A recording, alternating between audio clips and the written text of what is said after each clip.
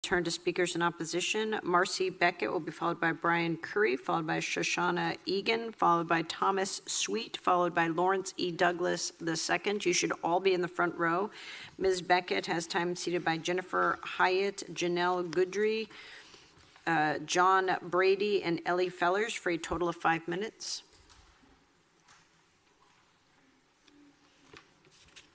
My name is Marcy Beckett. I'm a lifelong resident of Pacific Beach. You've seen several sets of numbers like this today. Last October, AirDNA analyzed the Airbnb listings and found 10,723 whole home short-term rentals in San Diego. In December last year, a couple months after the AirDNA analysis, the Union Tribune published an article that found that the San Diego housing shortage was 40,500 units. So once again, we see that our whole house short-term rentals may be responsible for 25% of our housing shortage. So these thousands of whole homes that are being used as short-term rentals are not available to thousands of people in San Diego who want to live here. Housing shortages in any area ripple out to all areas as people move further and further away from their first choice to their second choice to the third choice. The mayor's plan allows every person to have a whole home, year-round, short-term vacation rental. Every person in San Diego can have one. It will open the floodgates to vacation rentals and worsen the housing shortage immensely. All the council members and the mayor have expressed their concern over our serious housing shortage. Many of you have also pledged neighborhoods first.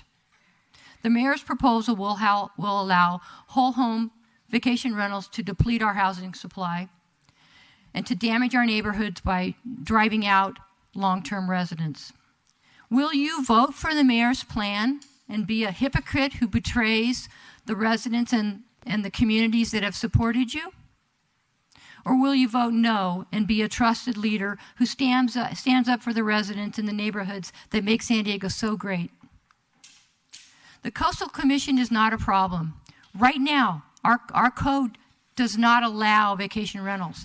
Coastal Commission has no say on it unless we change the code. Once we change the code, and if it's changed, it will be changed in the direction that allows vacation rentals to some extent. The Coastal Commission won't let us change it back. Okay, guys? You got to get it right the first time. So I suggest if you make any changes, you put in a 3-year sunset clause so that would allow for future evaluation and adjustments. Otherwise, there's no going back. I don't even know if Coastal will allow a 3-year sunset clause, but you can try it. Okay, the 5-bedroom rule is unmonitorable, unenforceable, and will be easily skirted in the quest for ever greater profits. I just did an internet search this morning for vacation rentals in San Diego that sleep 13 or more people. There were 856. Okay, 12. That's 13. 13 and more people.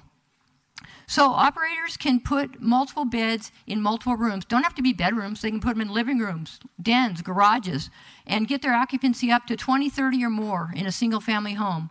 These are abusive and unplanned impacts on infrastructure, water, sewer, police, and fire, and the taxpayers are on the hook. Instead, set the maximum occupancy at 12 people.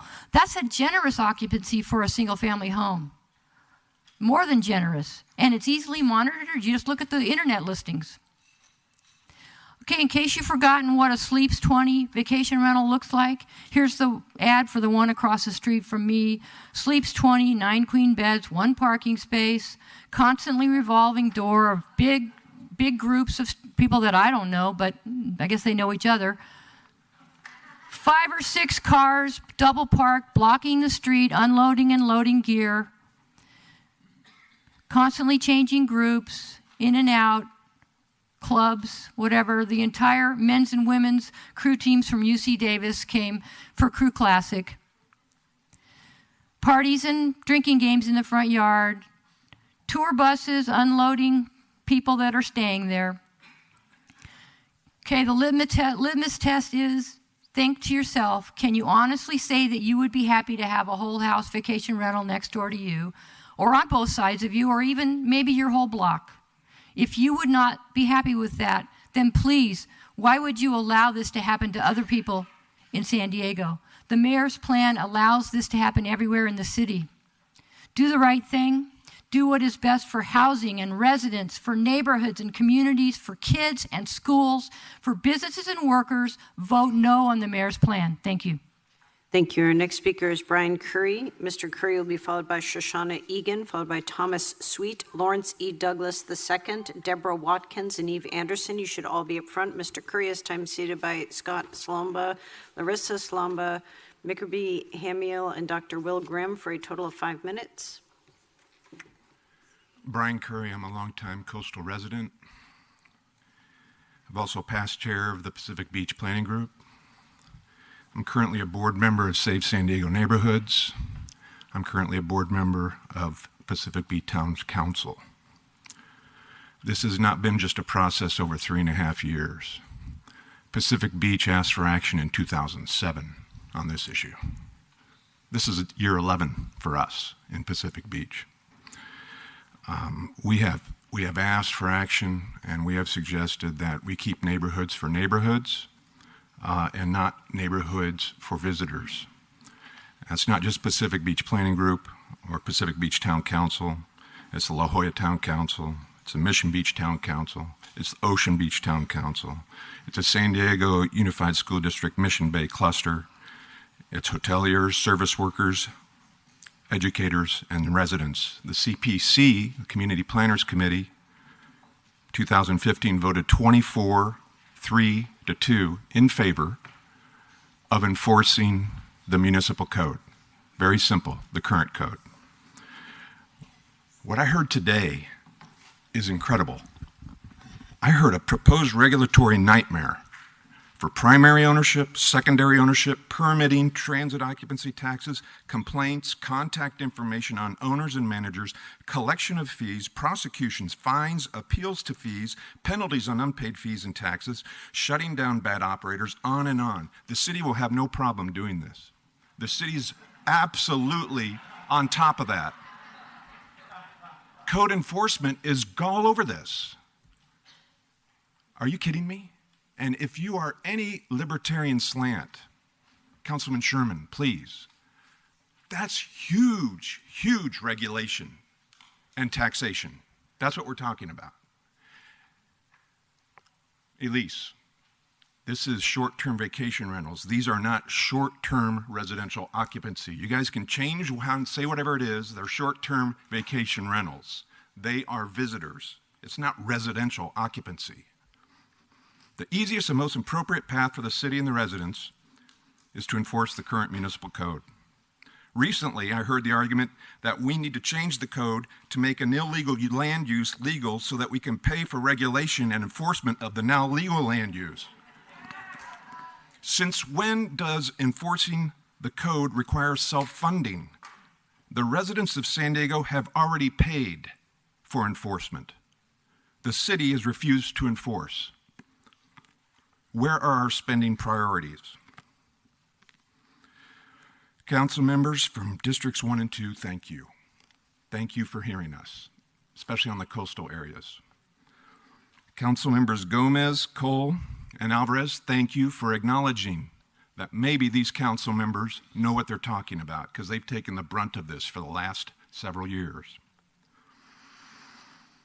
Council members Kate, Kersey, and Sherman. Recently, Councilmember Zapp suggested that we have a temporary ban on these scooters in our community. Temporary. And there was negative votes because that might be more regulation and we should just enforce that.